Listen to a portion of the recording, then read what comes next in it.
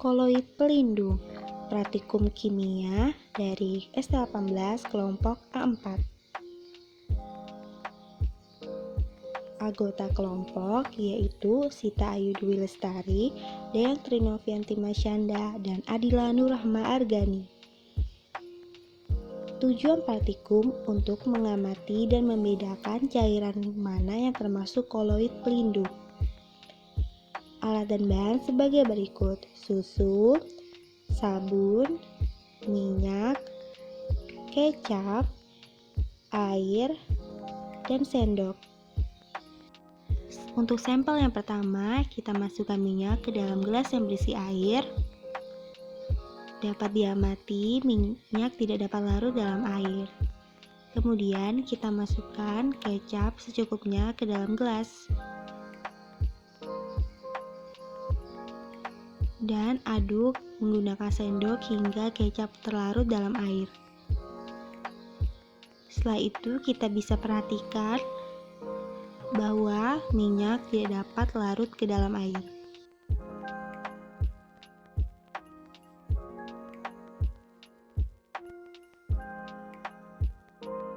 Untuk sampel yang kedua, lalu kita masukkan minyak ke dalam gelas yang berisi air, lalu masukkan susu kental manis juga ke dalam gelas.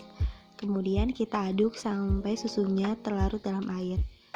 Dan bisa diperhatikan bahwa minyak tidak larut dalam air yang berisi susu. Kemudian kita ke sampel yang ketiga, masukkan minyak ke dalam gelas dan masukkan sabun ke dalam gelas yang berisi air.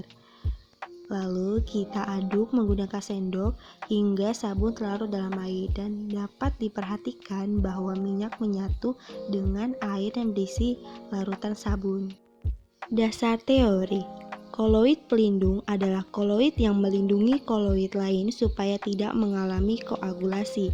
Koloid pelindung membentuk lapisan di sekeliling partikel koloid yang lain sehingga melindungi muatan koloid tersebut. Mengapa di sampel kecap dan susu air tidak menyatu dengan minyak? Karena kecap dan susu bukan merupakan koloid pelindung. Pembahasan: koloid dengan medium dispersi cair dibedakan menjadi koloid liofil suka cairan dan koloid liofob benci cairan. Pada praktikum ini bisa kita lihat bahwa sabun termasuk koloid hidrofil atau liofil. Namun saat dimasukkan ke dalam air, sabun termasuk koloid asosiasi. Koloid asosiasi adalah koloid yang terbentuk ketika dilarutkan dalam air. Koloid asosiasi tersusun atas partikel yang terdiri dari pertama, gugus kepala bersifat hidrofil, dan kedua, ekor bersifat hidrofob dan nonpolar.